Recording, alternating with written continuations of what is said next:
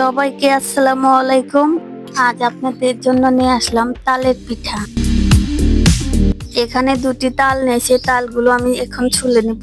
খুব সহজভাবে তালের রস বের করার চেষ্টা করব। একটি তাল পাশে রেখে দিচ্ছি।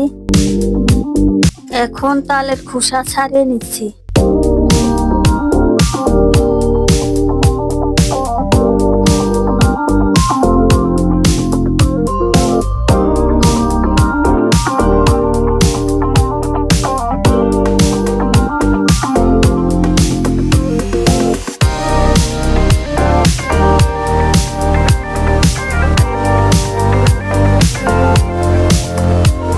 দিয়ে দিছি হালকা একটু পানি।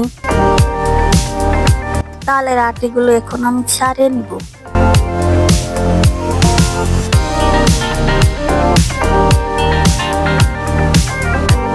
তালের আটিগুলোতে আর একটু পানি দিয়ে চটকিয়ে নিচ্ছি, যাতে করে তালের রসটা ভালোভাবে বের হয়ে আসে।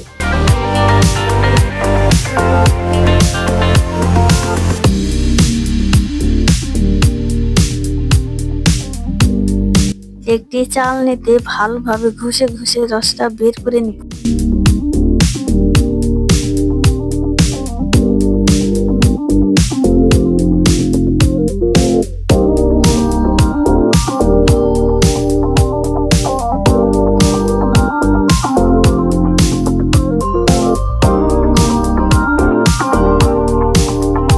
এভাবে করে দুটি তালের রস আমি বের করে নিয়েছি।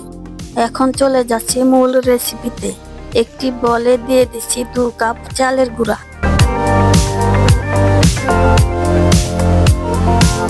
দিয়ে দিচ্ছি 1 কাপ ময়দা, আপনারা আটাও ব্যবহার করতে পারেন। দিয়ে দিচ্ছি 1 কাপ চিনি, আপনারা গুঁড়ো দিতে পারেন। দিয়ে দিচ্ছি স্বাদ মতন লবণ। এখন দিয়ে দিচ্ছি 1 কাপ তালের রস।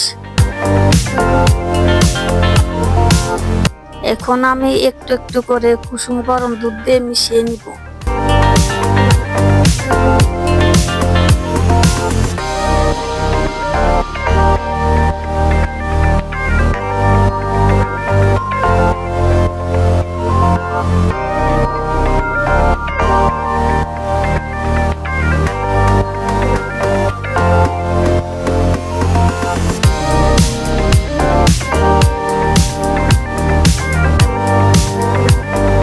আমার মিশ্রণটা রেডি হয়ে গেছে। এখন আমি ঢাকনা লাগিয়ে 20 মিনিটের মতন রেখে দিব। চলে আসলাম 20 মিনিট পর। মিশ্রণটা এখন নেড়ে চেড়ে পিঠা বানিয়ে নিব। চুলায় একটি কড়াই বসে পর্যাপ্ত তেল গরম করে নিয়েছি। বানিয়ে নিচ্ছি প্রথম পিঠা। চুলাটা আমি মিডিয়াম রেখেছি।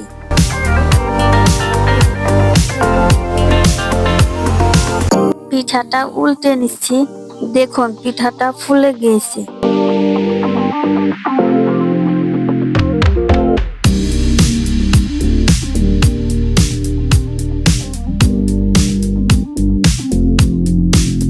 পিঠাটা হয়ে গেছে, এখন আমি নামিয়ে নিচ্ছি।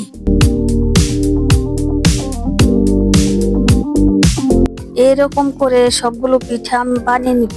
প্রথমে 3-4টা পিঠা খারাপ হতে পারে, চিন্তা করবেন না, আস্তে আস্তে সব ঠিক হয়ে যাবে। যদিও আমার প্রথম পিঠাটা ভালো হয়েছে।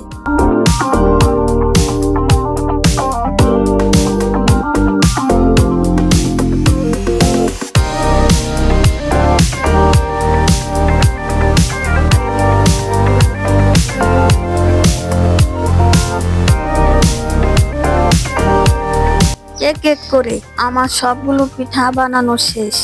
আশা করি আপনারা এই পিঠাটা বাড়িতে তৈরি করে খাবেন।